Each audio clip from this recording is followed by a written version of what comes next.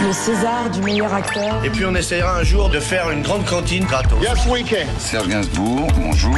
Il n'y a eu qu'un vainqueur, c'est l'espoir. Europe 1. Et à 7h24 sur Europe 1, c'est l'heure du jour. Le 22 avril 1989 en Chine, place Tiananmen à Pékin, 200 000 étudiants chinois se rassemblent dans l'espoir d'un changement de régime. Mais lors d'Autriche, leurs espoirs seront très vite anéantis.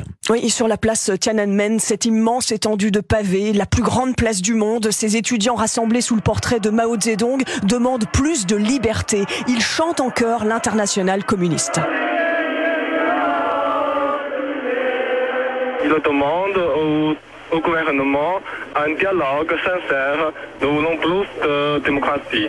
Cette jeunesse chinoise ne veut plus de la corruption des apparatchiks et veut faire de la Chine un pays riche et moderne. Leur sit-in va durer jusqu'à l'aube. En mai 1989, le Premier ministre chinois reçoit les leaders étudiants, mais l'armée rôde toujours autour de la place Tiananmen. Certains jeunes sont tétanisés et la radio de fortune qu'ils ont installée sur la place diffuse des messages de prudence.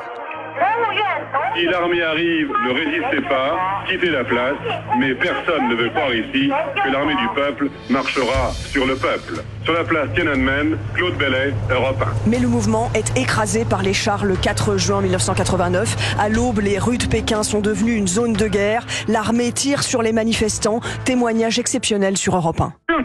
Ils utilisaient surtout la mitrailleuse. Une fois les gens tombent, ils font passer les tangs dessus. Après, ils mettent du feu sur les cadavres. Quelques jours plus tard, la froide machine totalitaire poursuit son chemin. On tue pour imposer le silence et la peur. Des exécutions ont lieu avec toujours le même scénario. À genoux, une balle dans la nuque et en public. Des exécutions d'ouvriers et de marginaux d'ailleurs, plus que d'étudiants, explique à l'époque l'historienne Marie-Claire Bergère. Il peut y avoir aussi une certaine solidarité de la classe dirigeante, car beaucoup d'enfants de dirigeants sont eux-mêmes des étudiants et il serait difficile d'exercer une répression sélective entre les étudiants fils de cadres et les étudiants venant de familles plus modestes. L'histoire retiendra aussi cette photo d'un homme au milieu de la route faisant face à une colonne de chars pour les empêcher de passer. Il porte dans chaque main un sac à provisions. Personne ne sait ce qu'il est devenu. Merci Laure d'Autriche. Réalisation sonore Sébastien Guidi.